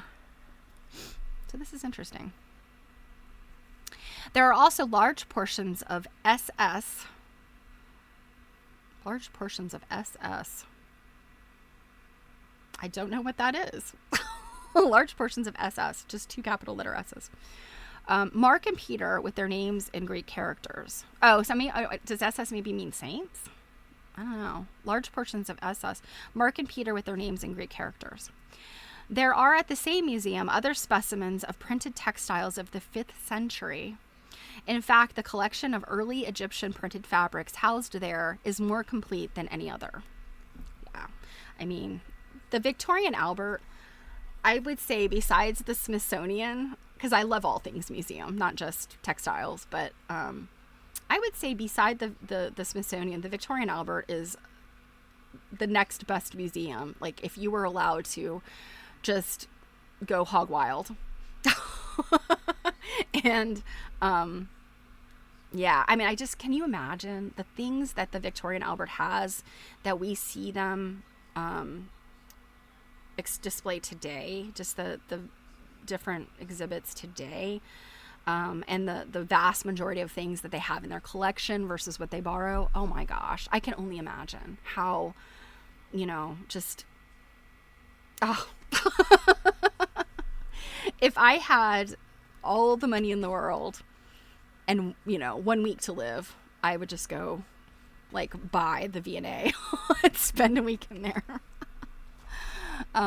Matter needs a pre-mordant for long-lasting results, wash fastness and light fastness. Alum in combination with a tannin or iron work well for this purpose. Yeah. So I think that's when he says the drugs. That must be what he's talking about, as some type of pre-mordant. So you're dipping it, you're putting it in some type of solution, and then when you dip it in the matter, then it gives you the color. And I'm guessing that alum, tannin, and whatever iron oxide, I guess whatever. I guess sometimes they get that from rusty stuff. Yeah, and I mean some of this is the same stuff today that we would use mordants: tannic acid, oxalic acid, alum, chromalum, sodium chloride, aluminum, chromium, copper. Yeah, I mean some of this stuff is used definitely today, and some of this is absolutely poisonous. So, hey Mod Art, how are you? Oh my gosh, JB, really? Because you were so enamored with the little bit you saw? You couldn't pull yourself away from an exhibit? I'm curious. Because I've never been to the V&A. Yeah, SK is so big, yeah. I feel like the V&A, I mean, again, you think about the Smithsonian complex. And I think folks that don't live, around, close enough to DC to make regular trips there may not realize how much, the Smithsonian owns or is responsible for. But, I mean, you could probably spend, I would say, 6 months in DC and be really hard pressed to see every room of every Smithsonian museum. So, but yeah, the V&A, just the stuff they have. Okay, so some of the simpler designs. Wait a minute. Did I miss one over here? Yeah, I think I got that part. Some of the simpler designs are built up by means of several stamps and not printed from one block, as would be the case with a single color print at the present day. This, of course, necessitated an individual attention to each detail of the pattern, making the method used an extremely flexible one and enabling the designs to be adapted exactly to the space to be filled.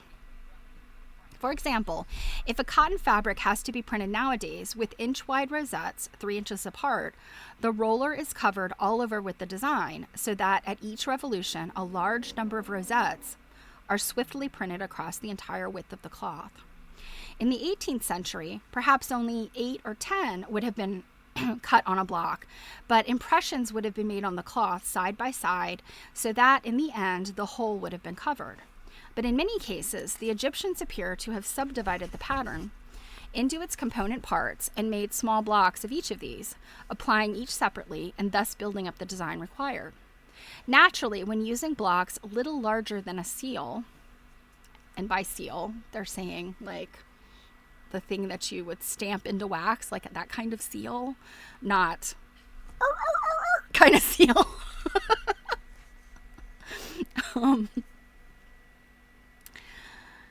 So they were able to adapt their work exactly to the purpose of the finished garment or other object which they might be decorating. Of course, the method, though slow, could equally well be used for ornamenting material in bulk. Thus, Professor Forer, F-O-R-R-E-R, describes a little child's tunic which he discovered at Akhmim, A-K-H-M-I-M. Not recognizing that area, but yeah, which he considers may possibly be as early as the 4th century A.D.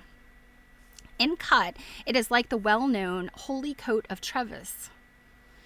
Treves? Holy Coat of Treves. Not to be confused.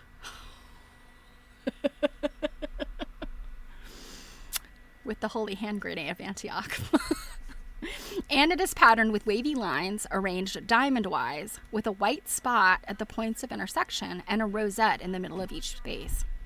For ordinary single-color block printing, as practiced in the 18th century for such a pattern, a block would have been cut with the pattern exactly as it finally appears, but of course reversed in relief on the wood. It would have been coated with color, applied to the material, and the design would have been transferred as a whole. The Egyptian worker, however, seems to have used 3 small stamps, a short bit of wavy line, a rosette and a blob, and for each diamond, he applied the wavy stamp 4 times, the rosette once in the middle of the space, and the spot at the junction of the lines, then followed on with the wavy lines again. Of course, he could use the same stamps in 100 different ways, and I bet that's why. I bet that is why, and hopefully he's going to make this point, or maybe saying 100 different ways is the point. But my guess is they wanted to have these small little geometric elements so that they could make a whole lot of different designs. Seems to make a lot more sense to me than creating like that one pattern. It just, I guess it depends. Like, if you have a business, a workshop where you're printing one particular design over and over and over, also I understand that, but I kind of like this idea of using these smaller elements because you can get so much more out of them. So of course he could use the stamps in 100 different ways to make as many varieties of patterns, and an indigenous man never need have turned out 2 pieces of work alike. Provided he had a score or 2 of stamps made of lines, circles, Van Dykes. I'm assuming a Van Dyke as a design element would be the same as a Van Dyke beard, which would be a little pointy thing. Rosettes and so on. Possibly some of the more ornate pieces were painted on by hand.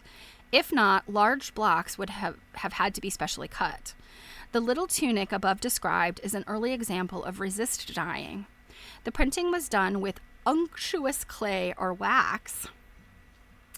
And then he's referencing a glossary that we can check into. And the cloth then immersed in the dye vat. When the protecting film was removed, the pattern appeared white on a colored ground. No cloths dyed with patterns in vivid shades of different colors, such as were made in India, have been discovered in Egypt. But as we have seen, the method of obtaining them was known to the Egyptians, though how far back their acquaintance with these intricate processes extends is impossible to say. Perhaps even Joseph's coat of many colors, so marvelous as to arouse the hatred of his brethren, came from Egypt. So this is 1923. What year was King Tut's tomb discovered? It was in the 20s, but I don't know if it's after this. Is it contemporary with this? Interesting. Because I feel like, what he's saying, that nothing with these vivid patterns has been discovered. I wonder if they have since then. We do not gather from Pliny that these decorated garments have been imported into Italy, though of course it is quite possible. 1922. So they had just discovered King Tut's tomb, which might describe why he's talking a lot about Egypt. So that's interesting. But since then, we know that there have been many more things discovered in the Valley of the Kings. So I would wonder if what he's describing was actually been found.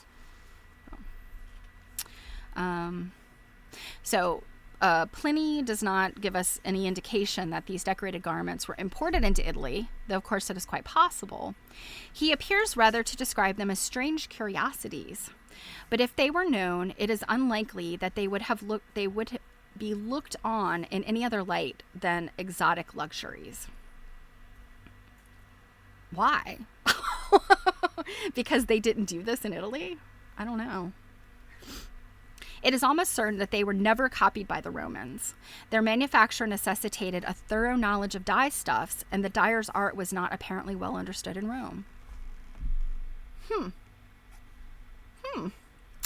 Now, see, here's where one's small bits of knowledge about many things and no in-depth knowledge about much may be, leaving me with incorrect information. But I thought Rome, like the Romans, were the ones that developed the dye, like purple dye. Am I wrong about that?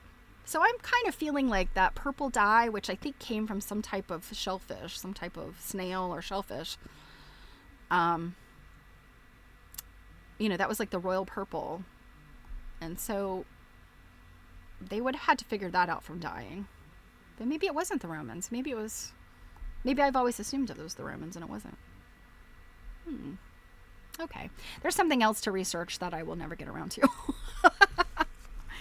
During the Middle Ages, printed materials were used both for decorative purposes and, to a certain extent, for wearing apparel. Hydrate.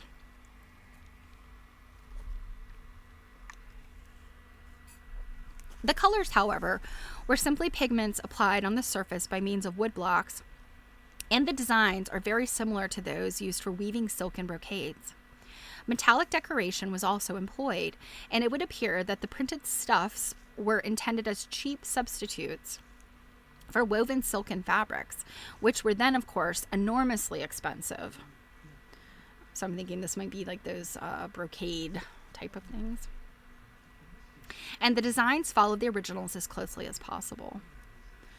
Okay. So as early as the 15th century BC, the citizens of Sidon and Tyre, the two cities on the coast of ancient Phoenicia, present-day Lebanon. Okay. So that sea snail, so that comes from Lebanon. Interesting. Colored clothing with the Tyrian dye was mentioned in both the Iliad of Homer and the Aeneid of Virgil. Interesting. Okay. Oh, the artists of the Peshmeral cave and other Neolithic sites in France used sticks of manganese and a hematite powder to draw and paint animals. Okay, so the manganese is like a purpley color, right? Sort of pinky purple. And hematite, of course, would be black. Very interesting. So the French cave drawings were 16,000 to 25,000 BC. Interesting. So the results are very different in effect to anything which we understand by Chintz, and are only described because these printers' workshops no doubt acted as training grounds, whence, when later the beautiful effects possible on cotton were revealed, workmen who understood the art of block printing on textiles could be recruited to learn the new methods in emulation of the imported Indian hand-painted fabrics. Professor Forer considers that the art of ornamental block cutting was developed in the Rhenish monasteries. That would be German, right? Rhenish, Rhenish, where perhaps the earliest example of printing for bookmaking is found in the use of stamps for the outlines of initial letters. From the 11th century, rich silks were imitated by German textile printers. So yeah, I think that this Rhenish is sort of the German area. By means of wood blocks used with gum or some sticky substance by which gilding or silvering was attached to the fabric. That would be like gum arabic, I believe. These blocks are generally little more than silhouettes, which are filled in solidly except for slight markings such as petals of flowers or wing outlines on birds, sometimes not even those. The designs were always used on silken originals, and the contemporary brocades were the principal models. Later on, from the 15th century, the patterns were more elaborate, no doubt being to some extent inspired by the tapestries for which they were a cheaper substitute. At first, however, the blocks were small, but after the first efforts, the printers learned to produce larger and more important work. So Rhenish is an adjective that refers to the River Rhine. Okay, yeah. I thought, yeah, for some reason that was like, I could not quite get that in my head. I knew like Rhine, yeah. Later on, oh, wait a minute. Yeah, color and metallic printing gave place to black on white, or sometimes on red or another colored linen. There was in the 16th century a phase of admiration for the simplicity of black on white, and in various crafts color was laid aside. Witness such of the fine embroidery of the time in which the delicate tracery of black silk on white grounds had an immense vogue for personal wear and household use. Some of these prints, however, are touched up with color by hand. So black work, embroidery, this is coming back from my my historical costume studies. So 1500s, black work was very, very popular. And you'll often see like those beautiful smocked shirts, that, they would wear underneath other clothing, kind of as like their body cloth. Will have like smocking, and then it's got like black work on it, and they'd have it at the cuffs too. So really beautiful stuff. Oh, and then here is a print. It says plate 2, printed linen, 16th century. So this, I think, is what he's talking about. And this lady, she's wearing her traditional 16th century type of European lady clothing. So that, and I mean, that's just got a very block printy look about it. So let's read about this plate before I move on. I'm going to tell us who this lady is. No. It just says, plate 2, a piece of printed linen, German, 16th century, V&A. So Victorian Albert. Okay. The technique of the blocks used improved as more practice was obtained in cutting them by their increasingly general use for book illustrations, and thus the art of book ornament and textile printing act and react on one another. Now that's interesting. This might be the first time I've ever heard of, I guess, comparisons, or I guess within the same discussion about fabric printing as, book printing as being. And maybe I'm just blanking out. I don't know that I've heard. I mean, certainly from an industrial revolution standpoint, or as we make leaps in our abilities, and I say we as human beings, maybe I've seen that reference. But yeah, I don't know that I've ever heard like a comparison of the two. For just as the earlier use of printing was on woven fabrics, but was developed to an enormous extent when the art of printing from movable type was discovered, so later the use of printing on continuous rolls of textile material from cylinders preceded their use on rolls of paper as used for newspapers at the present day, when the huge output of the daughter art is 100 times or more greater than that of the prototype. That's interesting. So he's saying, this cylinders on textile printing informed newspaper printing. And of course, yes, the output of newspapers is, a lot more than fabric. Although at this point, we don't have as many newspapers now. These printers were, of course, workmen who might conceivably be equally skilled on both sides of their craft. That is to say, they were in many cases block cutters as well as printers. And I think that was pretty common back in the day. Like you kind of did all of your, and I would say even into the 18th century, at least in terms of a print shop, kind of did everything. Outlander. I don't know if you guys have ever watched Outlander, but spoiler alert, Jamie, the very beautiful Scotsman, he had a print shop at one point in the story. I have not watched the last 2 or 3 seasons of it, but I do remember the last season I watched, he had a print shop. And he did all this type of work, and that was supposed to be like early 17, I don't know, when was the Battle of Culloden? Like early mid 1700s, 1750, 1760, I can't remember, somewhere in there. It's pretty sad when I get a lot of my European history from shows like that. So they cut their blocks as well as printing. This point of view is noticeable when the history of the medieval trades guilds is studied. All craftsmen had to belong to some guild or another. The more important trades had guilds of their own, while the numerous smaller branches dependent on them or doing work of a similar kind were affiliated to the predominant partner. The question as to which guild the textile printers should belong was a difficult one and was decided differently in various towns. Oh, that's interesting.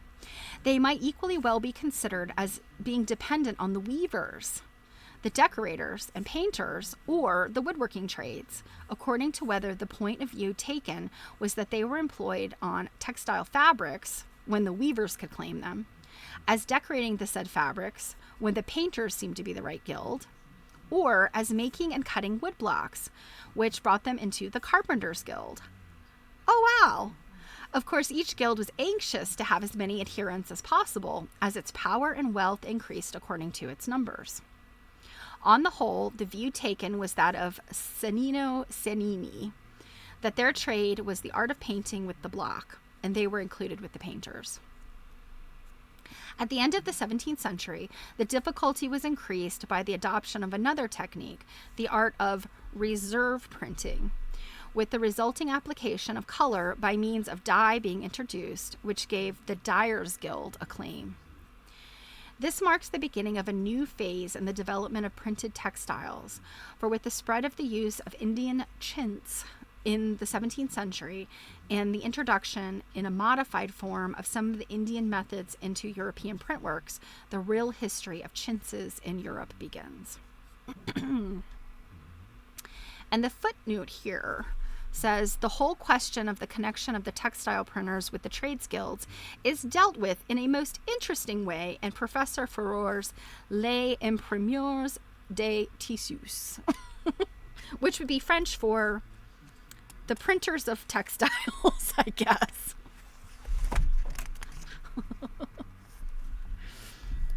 And so that is chapter 1.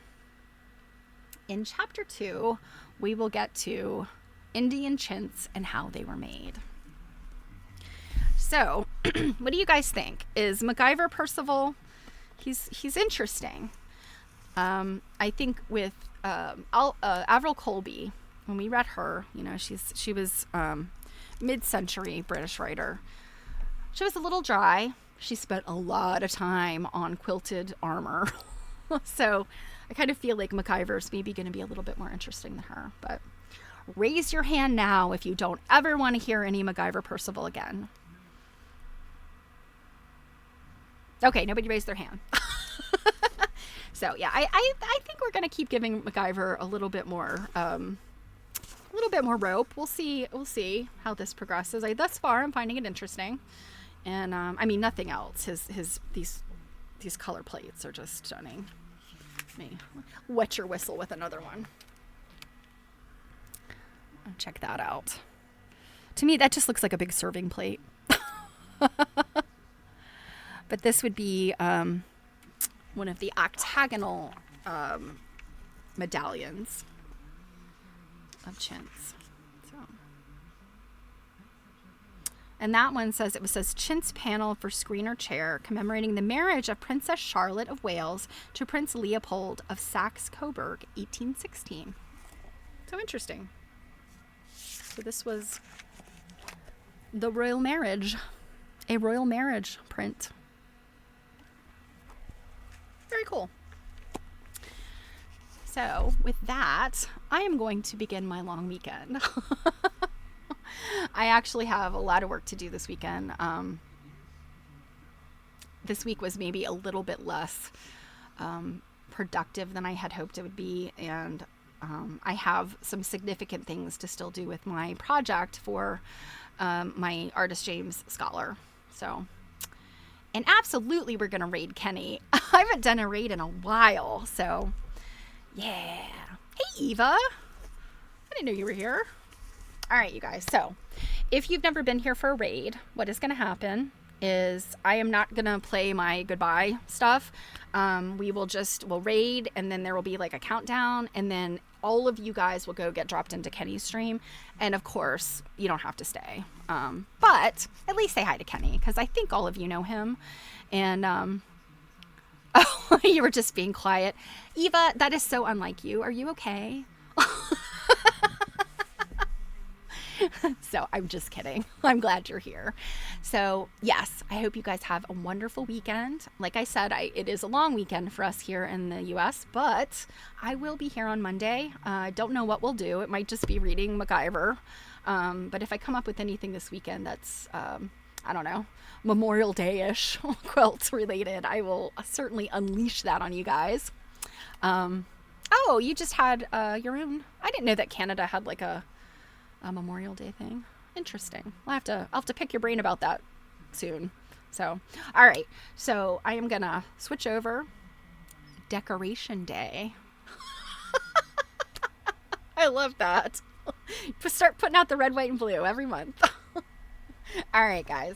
So I will see you. Have a wonderful weekend. Thank you as always. And you know what? I forgot to say thank you to Robin. Robin, you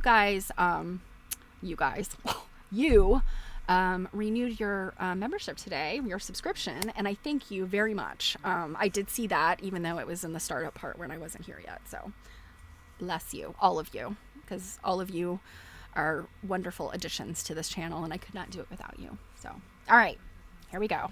Raiding Kenny. And Eva, if this doesn't work, you got to remind me how to do this. Let's see. It's Kenny. Oops, no, I'm spelling that wrong. Kenny B, I think, right? Okay, yep. All right. I'll see you guys later.